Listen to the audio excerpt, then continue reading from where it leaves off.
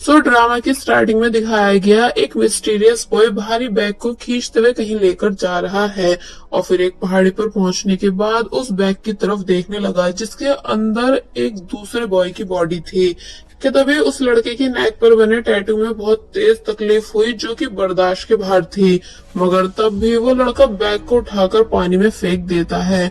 Bag पानी की गहराई में जाने लगा जिसके अंदर से हमें आवाज सुनाई दी कि क्या मैं मर चुका हूँ या मैंने जीने का दूसरा तरीका अपना लिया। वेल ये सीन यही कट हुआ जिसके बाद अब हम पूरे 10 साल पीछे का सीन देखते हैं जहाँ एक बॉय वेंजो जो कि काफी ज्यादा फैटी है उसको उसके क्लासमेट्स काफी बुरी तरह बुली कर रहे हैं। फिर जब वो थोड़ा बड़ा हुआ तभी उसे बच्चों ने बुली करना बंद नहीं किया और फिर अब जब वेंजो पूरी तरह से बड़ा हो चुका है मगर अब भी उसे उसके क्लासमेट्स बुली करना बंद नहीं करते क्योंकि इन लड़कों को वेंजो से बिना बात की प्रॉब्लम है जबकि वेंजो एक शरीफ लड़का है जो कि चैन से अपनी जिंदगी जीना चाहता है। वो लोग वेंजो की ग्रैंड मदर से फ्री में खाना ले जाते हैं मगर उन्होंने उस खाने को वेंजो के ही सामने डस्टबिन में फेंक दिया जो देख वेंजो को काफी ज्यादा गुस्सा आया भी मगर वो तब भी कुछ नहीं कर पाता है और फिर उन लोगों ने एक दिन वेंजो को कॉस्ट्यूम पहनाकर एक लड़की को रोज देने भेजा। लड़की काफी बुरी तरह डर गई तो तब वो बुली पर्सन उस लड़की को प्रपोज करता है मगर जब वो रिजेक्ट हो जाता है तो तब इस चीज का गुस्सा भी उसने वेंजो पर ही निकाला ये कहकर कि जब तक ये कप बारिश के पानी से भर नहीं जाता तब तक हम तुमको तुम्हारे कपड़े वापस नहीं करेंगे। बेचारे वेंजो ने उनके इस टॉर्चर को भी बर्दाश्त किया मगर जब उसकी ग्रैंड मदर को इस बात की खबर हुई इसलिए वो वेंजो का स्कूल चेंज करा देती हैं और अब यहाँ से स्टोरी प्रेजेंट में आई जहाँ वेंजो अपनी ग्रैंड मदर के साथ रेंट पर रूम देखने आया हुआ है।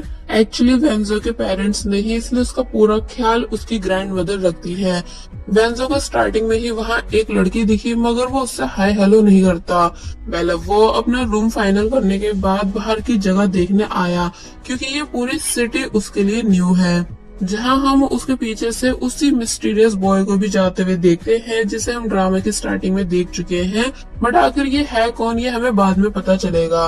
वेल अब वेंजो ने अपने लिए न्यू स्कूल यूनिफॉर्म बाय की क्योंकि वो फाइनली बहुत ही ज्यादा खुश है जैसे उसे कोई दूसरी लाइफ मिल गई हो। जिसके बाद अब हम वेंजो का न्यू स्कूल देखते हैं जो कि सच में काफी ज्यादा बड़ा था जिसके अंदर कैंटीन में हमें 2 लड़कियां दिखाई दी जिसमें से एक का नाम है एमी जो कि हमारे इस ड्रामा की मेन फीमेल लीड है तो वही दूसरी लड़की का नाम है चाओ जिसे एमी की बेस्ट फ्रेंड बताया गया है जो कि एमी से पूछ रही थी कि क्या आज तुम जल्दी मेरे साथ वापस घर चल सकती हो क्योंकि मुझे कुछ काम है पर अकेले जाते हुए डर लगता है। तो तब एमी चाओ को समझाने लगी कि उसे कभी किसी से डरना नहीं चाहिए बल्कि खड़े होकर मुसीबत का सामना करना चाहिए कि तभी उसकी नजर लीजेन नाम के लड़के पर गई जो कि दूसरे लड़के से अपने काम करवा रहा था। तो तब इसलिए एमी लीजेन पर चिल्लाई कि मैंने तुमसे कितनी बार बोला है कि दूसरों से फोर्सफुली अपने काम मत कराया करो। एक्चुअली एमी किसी को भी बुली होते हुए नहीं देख सकती है इसलिए उसने उस फूड को उठाकर वापस उसी लड़के को दे दिया जो कि उसे लाया था। तो तब ये सब देख लीजन को बहुत ही तेज गुस्सा आया तो मगर वो चाओ को देख चुप हो गया क्योंकि वो चाओ को सीक्रेटली लाइक करता है इसलिए चुपचाप वहाँ से चला जाता है। मतलब नेक्स्ट सीन में हम देखते हैं वेंजो जो कि अब फाइनली स्कूल के बाहर पहुंच चुका है एंड अपनी ग्रैंड मदर को खुशी खुशी स्कूल के बारे में बता रहा था कि उसका न्यू स्कूल कितना ज्यादा बड़ा और ऑसम है। तो तब ग्रैंड मदर बोलती है कि तुम कुछ पिक्स क्लिक करने के बाद मुझे सेंड करो। तो तब वेंजो ऐसा ही करने लगा बट एमी और चाओ जो कि वापस घर जा रही है उन्हें लगता है जैसे वो उनकी पिक्स क्लिक कर रहा हो मगर चाओ चुपचाप एमी को खींचते हुए वहाँ से ले गई। लीजन को भी वेंजो का बिहेवियर काफी अजीब लगा मगर वो भी चुपचाप वहाँ से चला गया क्योंकि उसे चाओ का पीछा करना था जबकि बेचारा वेंजो सिर्फ खुद की फोटोज क्लिक कर रहा था। फिर जब वो एक बस में आया कि तभी हम देखते हैं कि चाओ और एमी ये दोनों भी उसी बस में है एंड इन दोनों के साथ साथ लीजेंग और उसके दोस्त भी। चाओ कहने लगी क्या ये लड़का हमारा पीछा कर रहा है क्योंकि स्कूल के बाहर भी हमारी फोटोज क्लिक कर रहा था। तो इस पर एमी समझाती है, नहीं शायद ऐसा नहीं है, तुम कुछ ज्यादा ही सोच रही हो, क्योंकि मुझे तो ये बिल्कुल ठीक लग रहा है। और वैसे भी तुम्हें डरने की जरूरत नहीं है, क्योंकि तुम्हारा पर्सनल बॉडीगार्ड तुम्हारे साथ है। जिस बात को सुन लीजेन शॉक रह गया। चाओ पूछने लगी कौन, और फिर जब जैसी पीछे मुड़ी तो तब लीजेन ने अपनी नजरें चुरा ली, क्योंकि भले ही वो एक बुली पर्सन है मगर चाओ के सामने उसकी सारी हीरोगिरी निकल जाती है। वेंजो एक बार फिर अपनी सेल्फीज लेने लगा, मगर जब जैसी बस में ब्रेक लगता है तो तब वेंजो का मोबाइल गलती से डायरेक्ट चाओ की स्कर्ट के नीचे जा गिरा। चाओ चिल्लाने लगी एंड एमी वेंजो को मोबाइल छीनने लग जाती है, ये कहकर कि तेरी हिम्मत हुई कैसे हमारी गलत फोटोज क्लिक करने की। तो तब ये बात सुन लीजन भी भड़क गया, इसलिए नॉन स्टॉप वेंजो को मारने लग जाता है। वेंजो ने अपनी बात एक्सप्लेन करने की बहुत कोशिश की, मगर जब कोई उसकी बात सुनता ही नहीं, इसलिए वो डायरेक्ट बस से निकलकर भागना शुरू कर देता है, जिसका पीछा वो सभी लोग कर रहे थे। भागते भागते वेंजो एक गेमिंग स्टूडियो पहुंचा, इसलिए वहीं पर छुप गया। लिजेन भी वेंजो को ढूंढते हुए उसी प्लेस आ गया, मगर अब इससे पहले कि वो वेंजो को पकड़ पाता कि तभी उसकी मुलाकात अपने सीनियर से हुई, जो कि लीजन को वहां से जाने के लिए कह रहे थे, क्योंकि इन दोनों की आपस में कभी नहीं बनती है। और बने भी कैसे, क्योंकि लीजन लोगों को बुली करता है और वहीं ये सीनियर्स कमजोर लोगों को बुली से बचाते हैं। दोनों के बीच काफी बहस हुई, जिसके बाद लीजन वहां से चला गया। दूसरी तरफ एमी और चाओ को वेंजो का मोबाइल देख पता चला कि वेंजो ने उनकी फोटोज क्लिक नहीं की थी, इसलिए यहाँ वो उसे पिटवाने के बाद रिग्रेट फील करने लगी। और वही वेंजो ने लीजन के जाने के बाद चैन की सांस ली, मगर जब जैसे वो वहां से जा ही रहा था कि तभी पता चलता है कि उसकी बुलीज हुई भी सभी वीडियोस वायरल हो चुकी है, कि लोग उसे पिछले स्कूल में कैसे ट्रीट करते थे। इसलिए ये देख सभी उस वीडियो पर हंसने लगे कि ये कितना बड़ा लूजर है, इसका पेट तो देखो कितना मोटा है। सच में हमारे समाज में ऐसे लूजर्स नहीं होने चाहिए। और फिर वेंजो को पहचान कहने लगे कि अरे देखो ये इसी की वीडियो है ना, अगर हम इसकी जगह होते तो वीडियो वायरल होने के बाद कभी बाहर निकलने की हिम्मत नहीं कर पाते। तो तब ये बातें सुन बेचारा वेंजो बस शर्मिंदा होता रह गया, जबकि सीनियर को उसके लिए बुरा फील हो रहा था। दूसरी तरफ एमी जिसे भी जब जैसी वेंजो की ऐसी वीडियो दिखी तो तब उसे भी बहुत ज्यादा गुस्सा आया, इतना ज्यादा कि उसने अपनी चॉपस्टिक्स तक तोड़ दी कि ये तो वही बस वाला लड़का है ना, मगर लोग इसके साथ इतना बुरा कैसे कर सकते हैं। वेल नेक्स्ट सीन में दिखाया गया वेंजो बहुत ज्यादा उदास है, क्योंकि बचपन से लेकर अभी तक लोग उसे सिर्फ मारते हैं और बुली करते हैं, जबकि उसकी कोई भी गलती नहीं होती।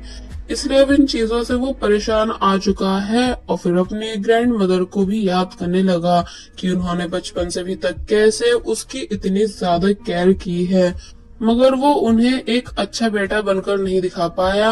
नीचे मिस्टीरियस बॉय भी इसी रास्ते से गुजर रहा है कि तभी डिप्रेशन में आकर वेंजो ने सुसाइड कर डाली, यानी वो डायरेक्ट ऊपर से नीचे गिर गया। मिस्टीरियस बॉय जिसका नाम क्रिस है, वो ये सब देख काफी बुरी तरह शॉक रह गया कि तभी वेंजो के पास वही सीनियर्स बॉयज आए जो कि उसको चेक करने लगे। क्रिस भी दूर से ये सब देख रहा है, मगर जब जैसे ही वेंजो उठा तो तब उसके उठते ही क्रिस बेहोश हो गया। वेंजो हैरान था कि मैं इतनी ऊपर से गिरने के बाद अभी तक जिंदा कैसे हूँ। तो तब सीनियर बॉयज जिनके लीडर का नाम है वास्को, वो वेंजो को समझाता है कि अगर तुम्हें कोई भी परेशानी है तो तुम हमें बता सकते हो, क्योंकि हमारा सिर्फ एक ही सपना है, दुनिया में शांति लाना। जिस बात के लिए वेंजो मान गया, मगर अब क्योंकि वो बहुत ज्यादा कंफ्यूज है, इसलिए जल्दी से उन सभी को बाय कर वहां से चला जाता है एंड थक हार कर अपने बेड पे आकर बैठ गया। मगर अब भी उसे ये बात समझ नहीं आ रही थी कि आखिर मैं इतनी ऊपर से गिरने के बाद ठीक कैसे हूँ। इसलिए बोलता है चलो कोई नहीं, अब इस बारे में मैं सुबह सोचूंगा, फिलहाल मुझे नींद आ रही है इसलिए मुझे सो जाना चाहिए। और फिर तभी वेंजो आराम से सो गया। दूसरी तरफ क्रिस जो कि रोड पर बेहोश पड़ा हुआ था, वो होश में आने के बाद कहने लगा भला मैं यहाँ कैसे, यानी मुझे तो अपने घर में होना चाहिए था, क्या मैं नींद में चलने लगा हूँ। और फिर उठकर वहां से चला जाता है। जिसके बाद अब हमें नेक्स्ट डे का सीन दिखाया गया, जहाँ हम देखते हैं कि एमी जो कि स्कूल के लिए रेडी हो रही है एंड अपनी सिस्टर को आवाजें दे देकर उठा रही थी। मगर वो उठती ही नहीं। दूसरी तरफ वेंजो भागता हुआ वापस अपने घर आया, मगर तभी बहुत जोर से चिल्लाने लगा क्योंकि उसकी बॉडी उसके सामने सो रही थी एंड वो किसी और की बॉडी में है, यानी फैटी बॉय वेंजो की बॉडी क्रिस की बॉडी के साथ स्विच हो चुकी है, जिसके चीखने की आवाजें एमी को भी सुनाई दी क्योंकि वो भी उसी बिल्डिंग में रहती है।